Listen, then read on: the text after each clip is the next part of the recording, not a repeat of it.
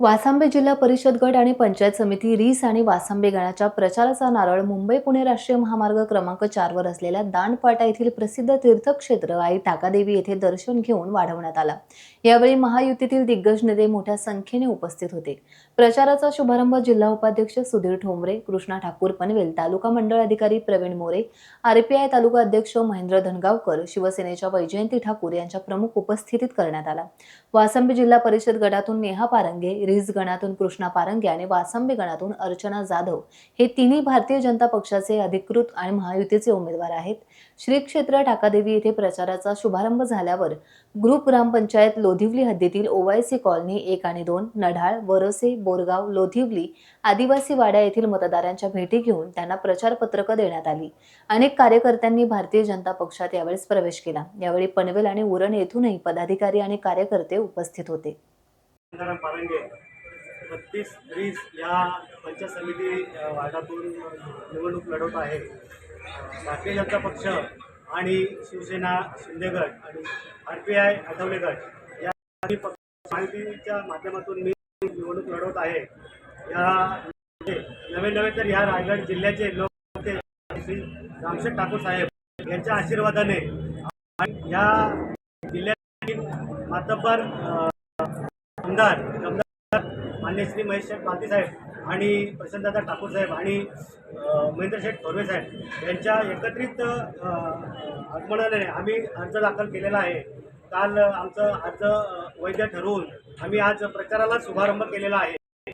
माननीय पालती साहेबांच्या माध्यमातून या विभागामध्ये भरघोस निधी उपलब्ध झालेला आहे। त्या माध्यमातून प्रत्येक घटकाला, समाजातील प्रत्येक घटकाला, प्रत्येक गल्लीमध्ये, रस्त्यामध्ये विकास कामं झालेली आहेत। त्यामध्ये चांगल्या दर्जाची विकास कामे व्हावी या माध्यमातून आम्ही जनतेला आवाहन करू की आम्ही आमचं जे पॅनल आहे माननीय सौ नेहा भूषण पारंगे या जिल्हा परिषदेवर आहेत, आमच्या वहिनी सौ अर्चना आत्माराम भोईर या वासंबे पंचायत समितीच्या उमेदवार आहेत आणि मी स्वतः रीस पंचायत समितीचा उमेदवार आहे।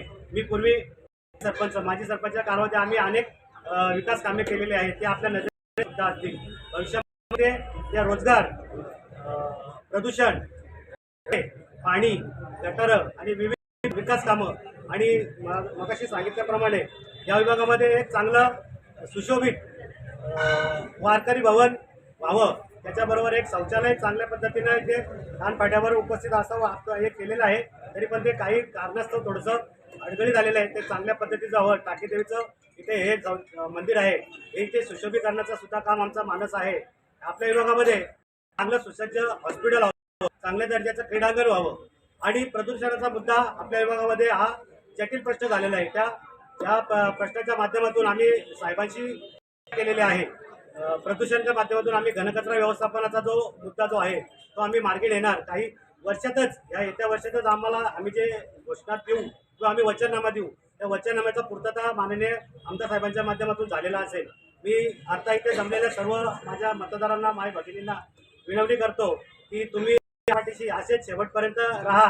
तुम्हाला विकासाचा दर्जा आणि काय विकास असतो हे आम्ही तुम्हाला नक्की दाखवून देऊ आणि माझ्या दोन्ही साथीदार ज्या महिला भगिनी आहेत त्यांना आणि आम्हाला भरघोस मताने विजयी करा असं मी जनतेला आवाहन करतो। धन्यवाद। टाइम्स डिजिटलला लाईक करा, सबस्क्राईब करा, शेअर करा आणि बेल आयकॉन दाबायला विसरू नका। पाहत रहा टाइम्स डिजिटल।